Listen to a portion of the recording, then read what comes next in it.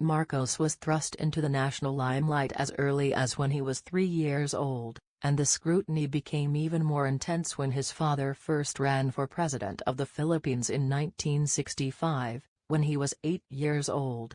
During his father's 1965 campaign, Marcos played himself in the Sampaguita Pictures film Iginuhit Tadhana, the Ferdinand D. Marcos story, a biopic based on the novel For Every Tear a Victory. The young Marcos was portrayed giving a speech towards the end of the film, in which he says that he would like to be a politician when he grows up. 47 The public relations value of the film is credited for having helped the elder Marcos win the 1965 Philippine elections. A young Bongbong Marcos and his sister Amy played a small role in the controversial Manila incident of the Beatles in July 1966, just 6 months after their father assumed the presidency. 200 Bongbong and Amy were among 400 children whom their mother Imelda brought to Malacañang Palace for a reception in which they expected the Beatles to show up. The 4 band members claimed not to know about the event, and refused to attend. As the event went on without them, the Marcos children were interviewed.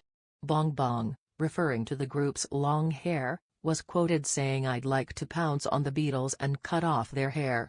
Don't anybody dare me to do anything, because I'll do it, just to see how game the Beatles are." Amy, meantime, was quoted saying, "There is only one song I like from the Beatles, and it's Run for Your Life." A quote which media later associated with the way the Beatles scrambled out of Manila, receiving rough treatment at the Manila International Airport. Beatles lead guitarist George Harrison later accused the Marcoses of inciting Filipinos to mob the band as they tried to leave the country for not showing up at the reception, saying in a 1986 interview at NBC's Today Show that the Marcoses tried to kill them.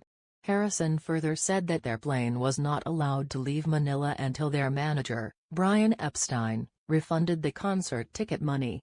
The Manila Bulletin reported in 2015 that Marcos had once invited Beatles drummer Ringo Starr to return to the Philippines to bring closure to the incident.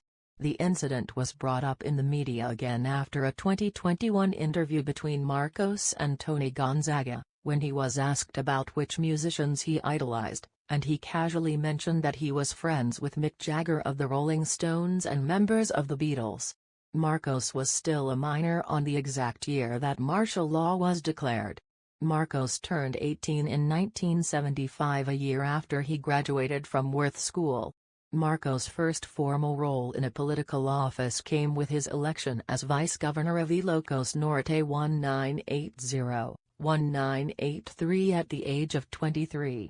On March 23, 1983, he was installed as the governor of Ilocos Norte, replacing his aunt, who had resigned from the post due to health reasons. In 1983, he led a group of young Filipino leaders on a 10-day diplomatic mission to China to mark the 10th anniversary of Philippine-Chinese relations. He stayed in office until the People Power Revolution in 1986. During Marcos' term, at least 2 extrajudicial killings took place in Ilocos Norte, as documented by the Martial Law Victims Association of Ilocos Norte Malvain.